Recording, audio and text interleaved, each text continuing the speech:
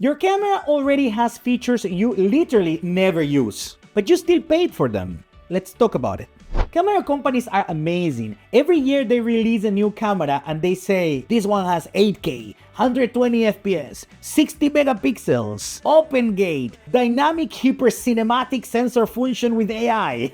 And then the regret, you feel like your camera is garbage. And meanwhile, you're using it to record yourself in a room talking about productivity. Today we're talking about overrated camera features. Those that sound impressive, look great in marketing, but in real life, mostly they just make editing slower, fill up your storage, and empty your wallet. Let's start with megapixels. The idea that more megapixels is better than fewer megapixels is completely wrong. And let me explain you in a simple way. Imagine you have two full-frame cameras, so the sensor is the same size. One of the cameras is, let's say, 20 megapixels, and the other one 45 megapixels. Looking at this example, you realize the 20 megapixels camera has larger pixels, more than twice the size. This means that each pixel captures more light, and therefore the photo or video from that sensor will be much sharper. It also means that the one with fewer megapixels is better for photos and videos in low light. Also, because of the pixel size,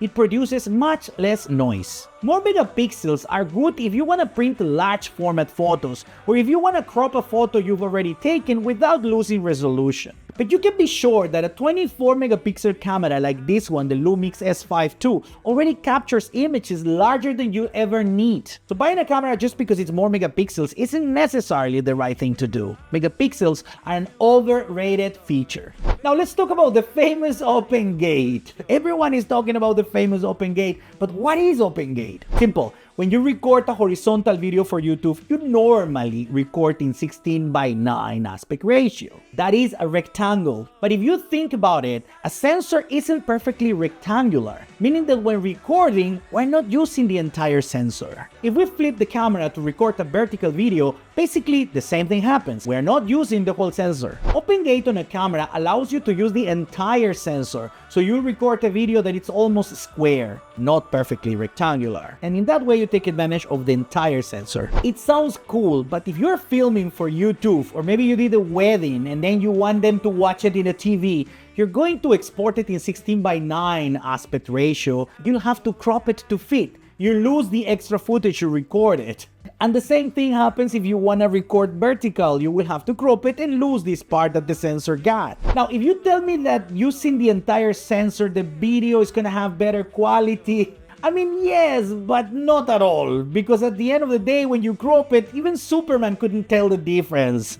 Now, I see YouTubers, influencers saying that it's cool because when you record a video in open gate, you have the flexibility to crop it in 16:9 or 4:5 for shorts and reels. But you could do that before, so I don't understand the madness of needing an open gate. I assure you that this feature of buying a camera with an open gate to make vertical videos, if you're gonna make a vertical video, normally it's for social media like YouTube, Instagram, or TikTok, and they will compress the video for their platforms, and you will see the difference in quality. These days, many cameras already come with this open gate option, and it's cool to have that option. But please, don't be fooled by the advertising about being able to make reels. The quality is the same as you already had. Now even my cell phone can record in open gate. It is incredible what marketing can do. Just so you know, I'm not complaining about open gate. My camera has it, as I mentioned, and I like it. I used it. But brands shouldn't promote it as something amazing, game-changing feature the way they're promoting it and the way the YouTubers and influencers are portraying it. So believe me, it is overrated. By the way, open gate was first used in a mirrorless camera by Panasonic with their GH5. So Panasonic is innovating again. An ARRI camera already used the open gate, but it was incredibly expensive. It is incredibly expensive. Since it's a cinema camera, Panasonic was the first one to bring open gate to our world. Now let's talk about the famous 8K video. You think my YouTube video about productivity needs some resolution as a nature documentary shot for Netflix? The reality is this. You shoot in 8K, your computer struggles and complains. You run out of storage. Your timeline turns into a slideshow. Exporting takes longer than a flight to Bali. And after all of that, you upload it to YouTube and it gets compressed into a pixel soup anyway. Unless you're cropping like crazy or shooting for a movie screen, 8K is basically a reason to buy more hard drives. If 4K is already excessive, your audience is watching the video on a phone while eating pasta at 37% brightness. Seriously, buying a camera just because it shoots in 8K is insane. 8K is a very overrated feature. One last overrated feature is looking for a camera because it records 4K at 120 FPS. Because that thing is more cinematic than watching someone drinking coffee in an ultra dramatic slow motion, right? Don't get me wrong, slow motion is great, but camera companies promote it as if you are filming the next Nike ad, when in reality you're just recording B-roll of your desk, someone entering a room, yourself eating a little sandwich.